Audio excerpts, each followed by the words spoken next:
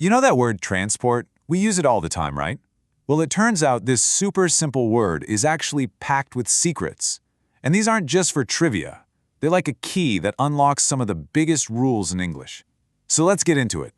So, first off, just how important is this word? I mean, really? Well, get this. It's one of the top 1,000 most common headwords in the entire English language. That means it's a real workhorse of our vocabulary, a word you pretty much can't get by without. And it's not just for everyday stuff either. On top of being super common, it's also on the official academic word list. You know, the list of words you absolutely have to know for university or any kind of higher education. So it's pulling double duty. It's common and it's critical. Okay, so we all know the word. We all use it. But do we really know it? I mean, really get what's going on under the hood? Because this one little word is hiding some amazing secrets about how English works. Secrets about sound, about grammar, that can totally change how you see the language. All right, let's start with secret number 1. And it's all about how it sounds. Believe it or not, how you say this word completely changes what it means. And it all boils down to one tiny thing: where you put the emphasis, the stress. Okay, so listen closely. When we're talking about transport as a thing, a noun, the stress is on the first part. We say transport. Hear that? Transport. But when we're talking about the action of moving something, the verb, that stress jumps to the second syllable. It becomes transport. It's a real shift. Let's try it. Transport, transport. It feels different, right? It's a subtle change, but oh man, is it important? And this isn't just some weird random rule for one word. Think of it like a secret code. That little shift in sound is a signal your brain picks up on instantly. It tells you, hey, we're talking about a thing, or wait, now we're talking about an action. It's a pattern you'll find all over English once you start listening for it. So, let's break down those two jobs, right? The noun and the verb. One word, two totally different roles. Okay, first up, the noun. Remember, that's transport. And as a noun, it can actually mean two slightly different things. It can be the whole system, the big idea of moving people and goods around, like public transport, or it can just be a single vehicle. So if you hear someone say, I prefer my own means of transport, what are they really saying? They're not talking about one specific car or one bus. They're talking about the general concept, the system they use to get from A to B. All right, let's switch gears to the verb. Remember the sound? Transport. This is all about the action.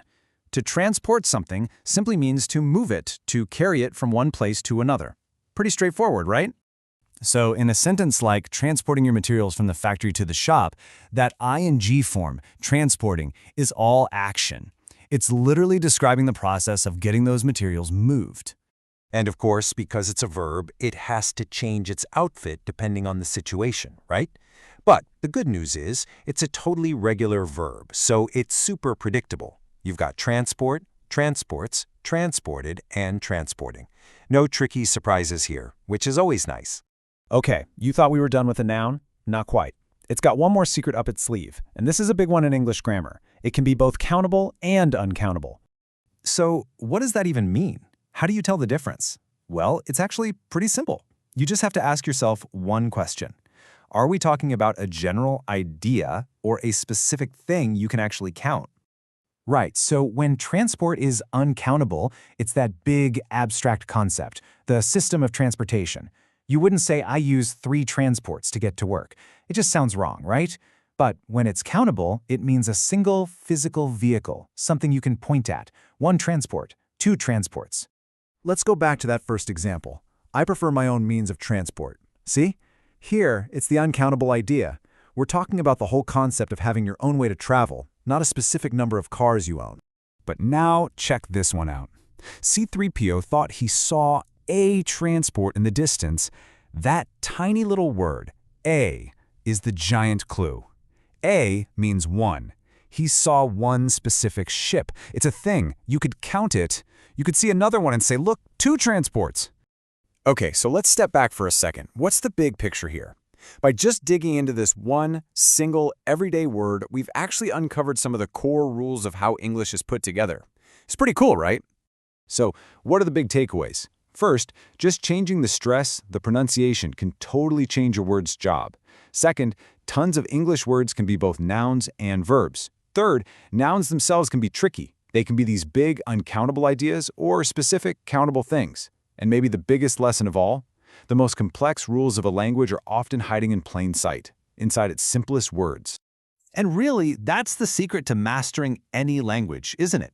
It's not just about memorizing endless vocabulary lists, it's about spotting the patterns. Once you really get the pattern with a word like transport, you'll start seeing that same pattern everywhere. And suddenly, the whole language starts to make a lot more sense. It just goes to show you, even the words we think are the most basic can be full of surprises. So I'll leave you with this question to chew on. What's another simple word that you use every single day, but have maybe never really thought about before?